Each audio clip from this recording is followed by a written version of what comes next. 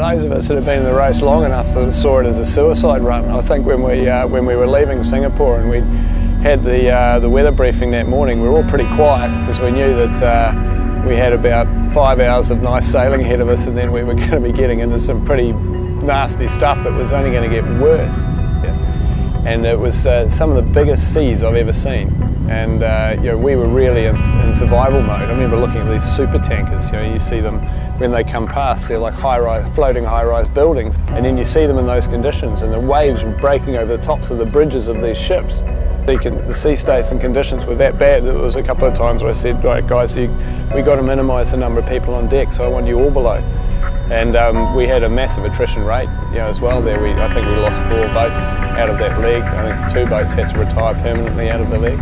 We'd been through a very wild night and we'd damaged the mainsail, so we were taking it off to go downstairs and fix it. And I went down there and the whole head area of the boat was full of water. Hang on a second, this isn't good. And I went up to the watertight bulkhead where the door was actually shut and tapped it out and thought, hang on, that's pretty full up there. And I opened the door and was met by a gush of water as I was washed on my back.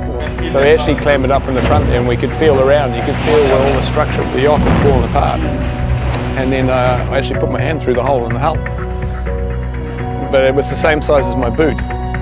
So I stood on the hole and got the guys to pass a Sikaflex gun through, which would glue, and glued my boot over the hole and stood there while we got the pumps up there and pumped it out. So eventually we were actually able to get all the water out of that area and get the situation under control, and then we cut the boat, various parts of the boat up to sort of build up a structure that could keep the integrity of it as best we could until we managed to get it back to Taiwan. And then the Taiwanese Navy came out and sat alongside us and escorted us into a harbour in the northern end of Taiwan there.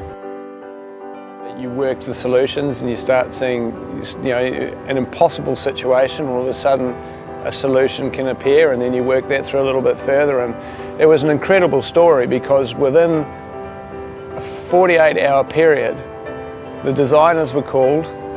The design of that section of hull was sent to a manufacturer in Italy who machined a mould, built that section of the hull overnight, then loaded into an aeroplane and flown to Taiwan from Italy. Then in the meantime the boat was put on a barge and shipped down the coast and picked up with 2 cranes, and we found a shed that we could work in. This fantastic build team was flown down from various parts of the world, came to Taiwan, and we cut the section of hull out, spliced in the new one that was built in Italy, laminated it all in, fixed it all up, put the boat back in the water and got going again. And basically the fleet had left. So when we arrived, the fleet had left that lunchtime. So they were sailing out and we were sailing in. And then the turnaround became the next crucial part, and that was super crucial. There couldn't be, you go to sea for 40 days, there could be nothing missing. So the crew stepped off, they went and had something to eat. The shore team got on there and did absolutely everything to the boat, filled it up, re-prepared it to go to sea, changed sails, changed the mainsail, and then off we went to sea again. The Professor Axel obviously pulled a master move during that leg, which has really defined him as a navigator. But he saw an opportunity and they went for it, and it was a pretty high risk thing to do at the time, and I know there was a lot of discussions coming on and off the boat, and even when they went to go and do it, obviously they did that and ended up with a close to a 360-mile lead over the rest of the fleet as they pulled that move off. But it was also a function of coming from behind, sort of where they were. They could see this weather system in front of them, how it was going to affect the boats, and they had the window and the opportunity to go the other way. Some of the boats got within 4 or 5 miles of them by the time they were at Cape Horn, but they managed to sail from Cape Horn to Rio and extend again. They managed to put that 4 or 5 miles back out to 40 or 50 miles. So that was not by good luck. That was just good sailing. Well, we managed to solve an insurmountable problem, let alone that you could go from that, starting behind, and then go and win the toughest leg in the race after that. So it was a pretty big time for us in that team.